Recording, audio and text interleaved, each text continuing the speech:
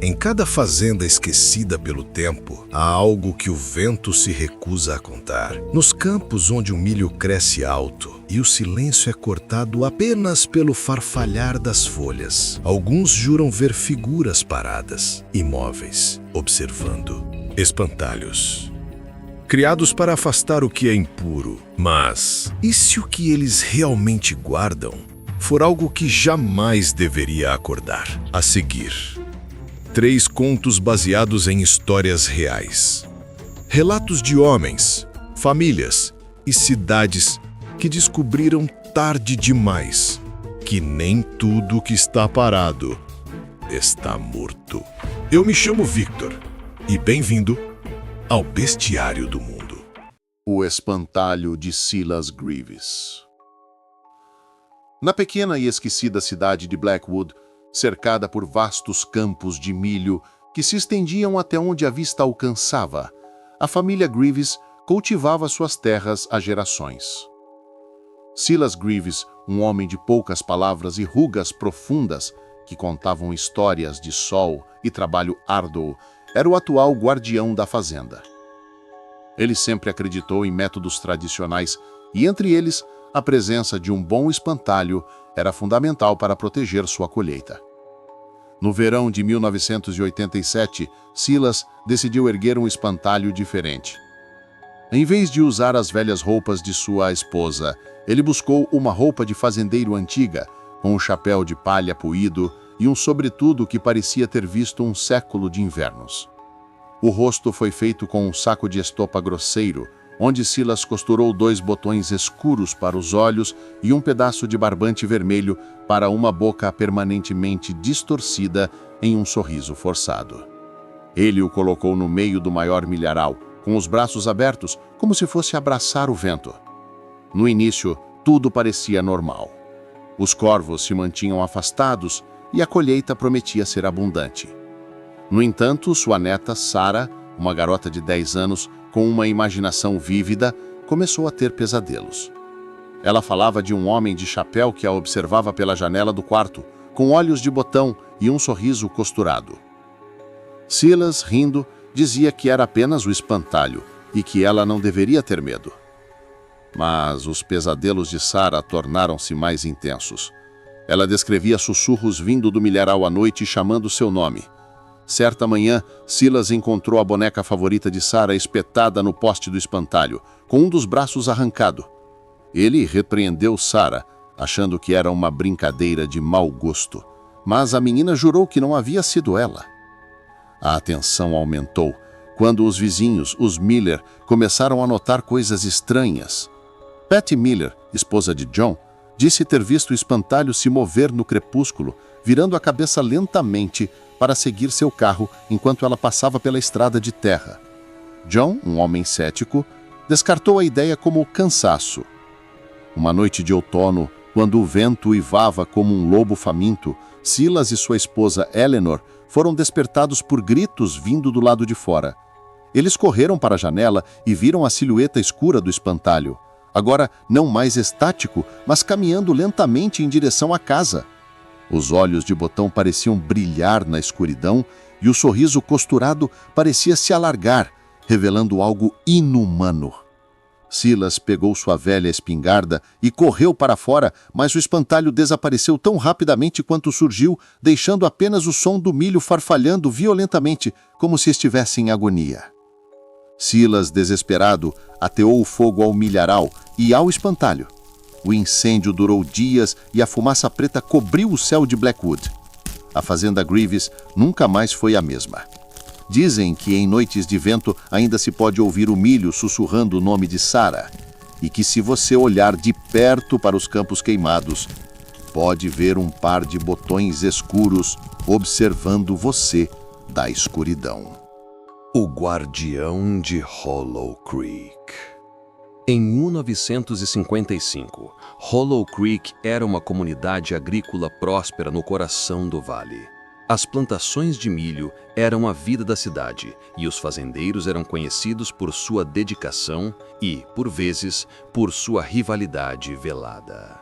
Entre eles, destacava-se Arthur Jenkins, um homem solitário e reservado, cujos campos eram os mais produtivos da região. Ele tinha um espantalho peculiar em seu milharal, diferente de todos os outros. Em vez de palha, Arthur usou um manequim de loja velho que ele havia comprado em um leilão de artigos usados. Vestiu-o com um terno escuro, quase cerimonial, e colocou um chapéu na cabeça, adornado com uma pena de corvo.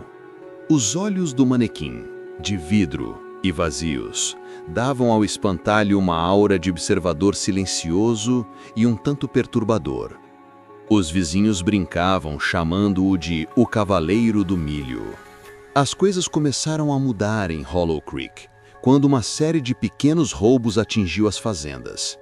Ferramentas desapareciam, pequenos animais eram levados e até mesmo algumas sacas de milho eram furtadas durante a noite. Os fazendeiros estavam à beira da paranoia, e a polícia local não conseguia encontrar os culpados. Foi então que os rumores sobre o espantalho de Arthur começaram a circular. Diziam que ele se movia. Várias pessoas, incluindo a jovem Martha Peterson, que costumava pegar atalhos pelo campo de Arthur, juravam ter visto o espantalho em diferentes posições a cada dia. Martha descreveu como, uma vez, o espantalho parecia estar apontando para a fazenda de seu vizinho, o Sr. Thompson, que havia sido o mais recente a ter suas galinhas roubadas. Estranhamente, os roubos pareciam cessar nas fazendas onde as pessoas relatavam ter visto o espantalho se mover ou observar. No entanto, uma aura de medo começou a pairar sobre Hollow Creek. As crianças pararam de brincar perto dos campos de Arthur e os adultos evitavam passar por lá depois do anoitecer. A situação atingiu seu clímax quando o jovem Billy Evans, conhecido por suas travessuras e por ter sido pego roubando maçãs do pomar de Arthur algumas vezes, desapareceu. Uma busca frenética foi organizada, envolvendo quase toda a cidade. Dias se passaram sem nenhuma pista. Uma semana depois do desaparecimento de Billy, Arthur Jenkins foi encontrado morto em seu campo de milho com o corpo em frente ao manequim. O espantalho, o Cavaleiro do Milho, estava lá, intacto, com seus olhos de vidro observando o cenário. No entanto, o terno escuro do espantalho estava sujo de terra e as mãos do manequim pareciam ter sido esfregadas recentemente. A polícia investigou, mas não encontrou evidências de assassinato ou roubo. A causa da morte de Arthur foi atribuída a um ataque cardíaco.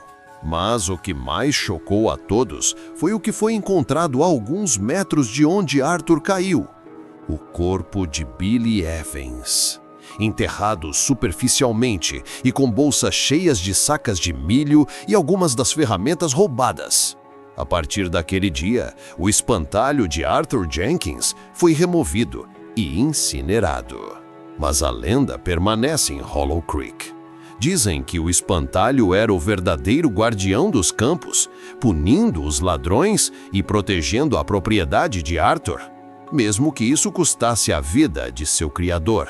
E que, se você andar pelos antigos campos de milho de Hollow Creek à noite, ainda pode sentir os olhos vazios do Cavaleiro do Milho observando você da escuridão. O Pacto de Rookwood. Na década de 1930, durante os anos sombrios da Grande Seca, Rookwood era uma cidade à beira do colapso. Os campos de milho secavam, as colheitas morriam e a fome era uma ameaça constante. Muitos fazendeiros abandonaram suas terras, mas um homem, Thomas Miller, recusava-se a desistir. Ele era um homem teimoso e orgulhoso e estava disposto a fazer qualquer coisa para salvar sua fazenda. Thomas, em seu desespero, procurou os antigos relatos de sua família, histórias sussurradas de um pacto que poderia ser feito com a terra através de um espantalho especial. O pacto exigia um sacrifício, uma parte da alma do Criador para que o espantalho se tornasse um guardião imbatível. Thomas, acreditando que era apenas uma superstição, ignorou os avisos e decidiu seguir as instruções. Ele construiu seu espantalho com cuidado. Usou uma armação de madeira velha, preencheu-o com a palha mais seca que encontrou e o vestiu com suas próprias roupas de trabalho mais gastas, um chapéu de sol esrapalado e um lenço vermelho amarrado no pescoço. Para o rosto, ele usou uma abóbora oca, entalhando olhos triangulares e uma boca com dentes pontudos. No ritual, ele derramou algumas gotas do seu próprio sangue sobre o espantalho, proferindo palavras que não entendia completamente, pedindo proteção e abundância para sua terra. Quase imediatamente, as coisas mudaram. A chuva voltou. Os campos de Thomas prosperaram milagrosamente e sua colheita era mais rica do que nunca, enquanto as fazendas vizinhas continuavam a lutar contra a seca. Thomas, aliviado, acreditava que havia encontrado a solução. Mas a abundância veio com um preço. Sua esposa, Elizabeth, começou a notar que Thomas estava mudando. Ele se tornou mais distante, seus olhos pareciam vazios e passava horas no campo observando o espantalho.